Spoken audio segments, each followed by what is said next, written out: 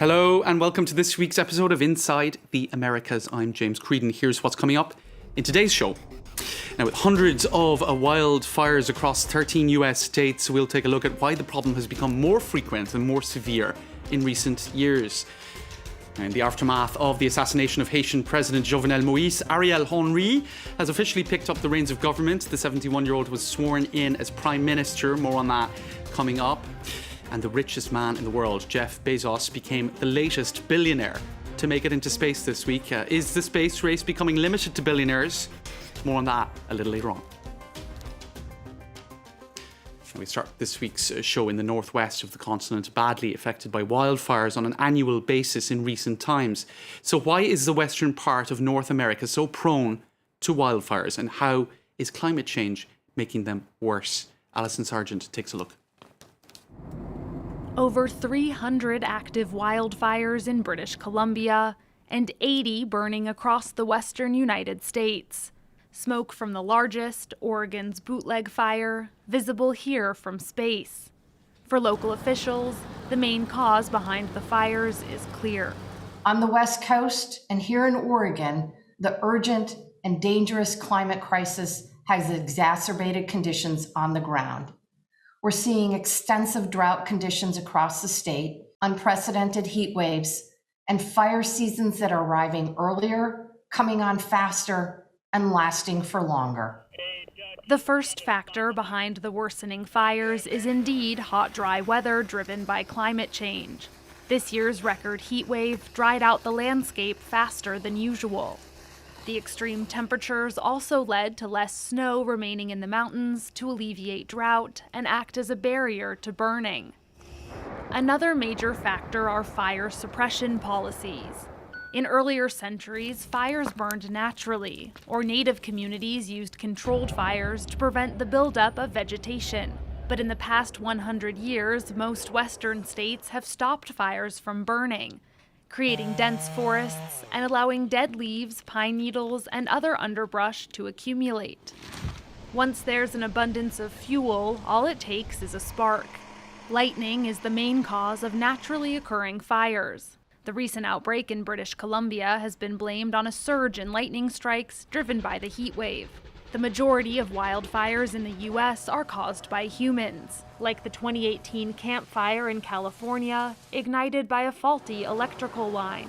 And last September, a couple in Southern California started a wildfire when they used a pyrotechnic device to reveal the gender of their child.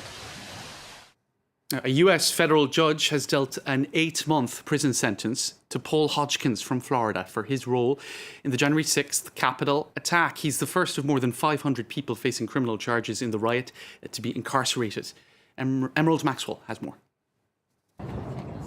His case has been seen as a possible bellwether for other felons convicted over the US Capitol riots.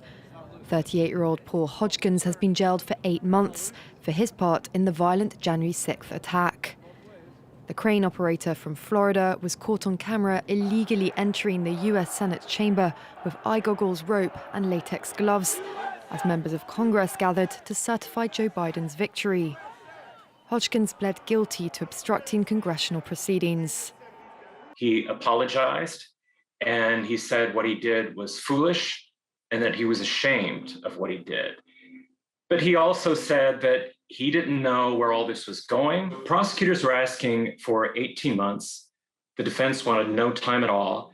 The judge sort of came down in the middle. Hodgkins' lawyer described his client as an otherwise law-abiding American. This guy's poor as dirt, working class, humble, private. He's just a man who screwed up. Prosecutors acknowledged that Hodgkins didn't personally engage in violence or property destruction, but the judge said he believed the attack had tarnished US history and that future riots needed to be deterred. Egged on by then-President Donald Trump, hundreds of his supporters stormed the US legislature on January 6th to halt Biden's confirmation. Hodgkins is the first rioter facing prison time after being convicted of a felony, but he probably won't be the last. More than 500 people have been charged so far with taking part in the attack, and many of them face more serious criminal charges. Now, Ariel Henry has officially picked up the reins of government in Haiti, with the 71-year-old being sworn in as Prime Minister. He's already called for national unity in a land rocked by the assassination earlier this month of the president. Thomas Waterhouse reports. He's the man that the late Haitian president had picked to be the new Prime Minister just 2 days before Jovenel Moïse was killed. And now, over 2 weeks since that assassination and after days of political uncertainty, Ariel Henry is officially the head of government of a Caribbean nation that's still in mourning. At a ceremony in the capital, delegates remembered their former leader with a moment's silence before the new Prime Minister expressed his hopes for unity and stability. L'une de mes tâches prioritaires sera de redonner à la population l'assurance que nous mettons tout en œuvre pour rétablir l'ordre et la sécurité. C'est l'un des dossiers principaux auxquels le président de la République voulait que je m'attaque. Henry now leads a cabinet of 18 ministers, 5 of them women, with the ministers of justice and the economy among those keeping hold of their previous portfolios. And as well as becoming Prime Minister, Henry will also serve as Minister of Social Affairs and Employment. The 71-year-old neurosurgeon replaces Claude Joseph, the interim head of government, who took office with the support of the army and the police following Moïse's assassination. He's now returned to his old job as Haiti's foreign minister. But the main opposition alliance, known as the Democratic and Popular Sector, has though rejected the appointment of Henry. It believes it will only add more fuel to the fire and will push the country deeper into crisis. To Peru next, where Pedro Castillo is set to be the next president, this after a long and tense election battle. The country is deeply divided, split between support for Castillo's socialist reform plan and fears that those policies will wreak havoc. He was finally proclaimed winner of a June 6th runoff after weeks of wrangling over the very tight result. Castillo won huge support from poorer rural Peruvians fed up with rising poverty and inequality. But his rise has shaken Peru's political and business elite, who are fearful of his pledges to redraft the constitution and take a far larger portion of mining profits from companies. Peru is the world's second largest copper producer in the world.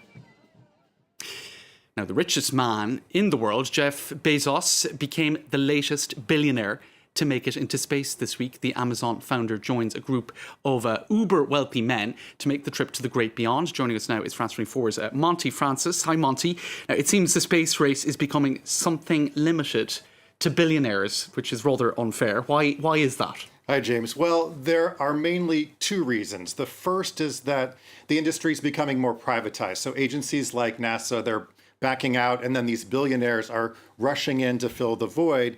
The second, more obvious reason is that it's just very expensive to travel to space. Just to give you an idea, Jeff Bezos' trip to space, which lasted all of 10 minutes from blastoff to landing, it was bankrolled by his company, Blue Origin, and over the years, Bezos has invested $5.5 billion, that's with a B, dollars in the company, which he's paid for by selling Amazon stock. Now, Bezos' trip comes just 9 days after Richard Branson made a similar voyage, and that trip was funded by his company, Virgin Galactic, and it was a culmination of a dream Branson had had since he was a young boy. Now, we have to mention Elon Musk and his company, SpaceX, which has been the most successful of all, making trips to the International Space Station. And for his part, Musk is setting his sights on Mars. Right, so impressive feats, it must be said, but they have not come without a degree of criticism to Monty. Tell us more about that. Well, that's right. Critics say that these trips amount to vanity projects for these uber-rich men. Another big criticism is that these billions of dollars could be spent on more important things.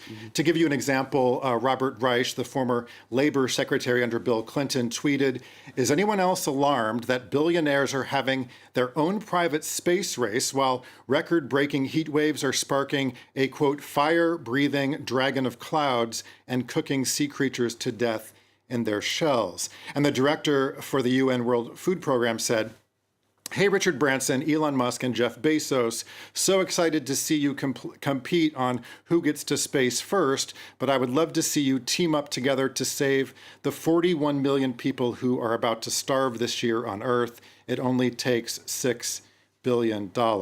Right, where do you want to spend your money, I guess? Now, it's not just billionaires, but Hollywood also, Monty, that has plans to make it into space. Tell us about that. Well, that's true. Tom Cruise is hoping to film scenes for an upcoming movie in space. He's aiming to become the first actor to do that, but he has some competition because there's a Russian film crew that also wants to achieve that goal. So we'll have to see who gets there first. The Discovery Channel is also starting a reality series called Who Wants to Be an Astronaut? And the winner will be able to take an 8-day trip to the International Space Station. But unless you win that show, Jeff Bezos is selling tickets to space for a cool $100 million. So I think that leaves us out. It excludes most journalists, I think. Monty will be staying here on Terra Firma for now. Thanks for that. And that brings us to the end of this week's show. Thanks for watching.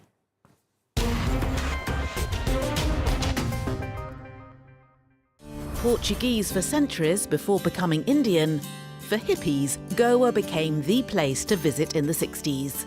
It is we who created the music, the art, the environmental movement, and so forth. A new kind of political resistance, a new kind of consciousness. It was just magic. But the promised land was soon taken over by mass tourism. Today, what remains of Goa's cosmopolitan cultural heritage? Watch Goa Revisited on France 24 and France24.com.